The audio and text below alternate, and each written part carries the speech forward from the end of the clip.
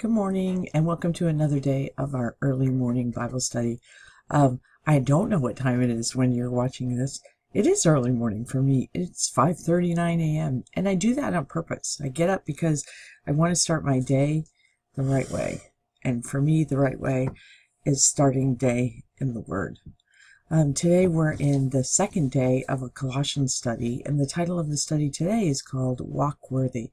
The verses that we're reading today are Colossians 1:3 through 14, Psalm 1, chapter 1, verse 1 through 3, Matthew chapter 24, verse 14, and Ephesians chapter 1, verses 7 through 8. And again, this is shereadsthetruth.com, so you can follow along there if you'd like to.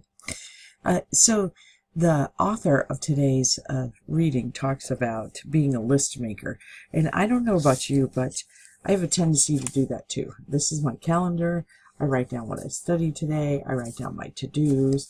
I have a lot of things going on. So for me, this is exactly what I do. I write down, and I don't know if it's so much that I check it off, but it helps keep me straight. And it's really funny because the author of today talks about how it seems like it was a checklist that was given to us, that in the readings in Colossians, it was, hey, here it is. They had the love of God, they received the gospel was in them bearing fruit, and they recognized God's grace. And so it was really funny because, when you think about that, you think about the early believers, and there seemed to be a checklist.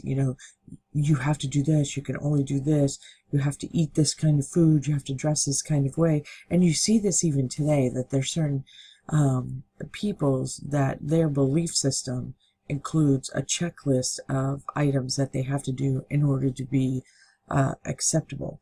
But the truth is that Jesus came for us, and he took away all of those checklists, and the only thing that was left was the fact that you have to believe. And once you believe, then you have to understand that, or you have to choose to, as Paul said, walk worthy.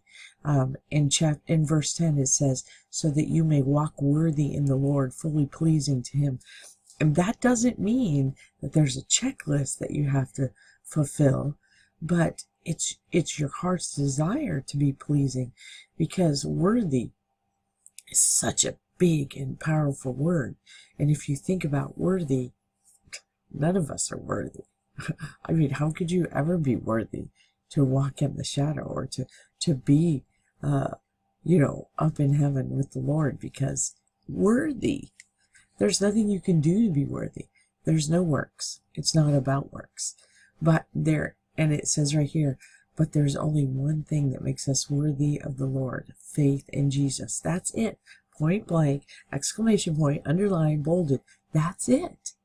We can't obey, it says right here, we can't obey the call to walk worthy without remembering where our worthiness comes from. And that's it. Christ redeemed us. Right here, Christ redeemed us from the curse of the law. So we don't have to live by a checklist. But what we have to do is dedicate ourselves to learning, dedicate ourselves to understanding, and dedicate ourselves to sharing that good news. We share in Christ's inheritance. We are rescued from darkness. We are welcomed into Christ's kingdom. We have received redemption from sin and death. What a gift! We've received that. And we didn't have to do anything to earn it. We received that. So that's the checkoff list. Have you received? Do you believe? That's all that there is to it. And if we look at the very last thing, it says, walk worthy of the Lord. You go into a job interview, you dress, right? I am worthy to be an employee here at your company, at your district, at whatever. You walk worthy. You walk with confidence. It's the same thing when you're in the Word and you're reading and you're studying. You walk worthy of the Lord. It doesn't mean that there's a checklist for you to qualify. It means that you walk in the confidence to know that you love the Lord, that you believe in Jesus, and that you have accepted that free gift of grace. Well, thanks for joining me. I hope to see you again tomorrow with our early morning Bible study. Bye.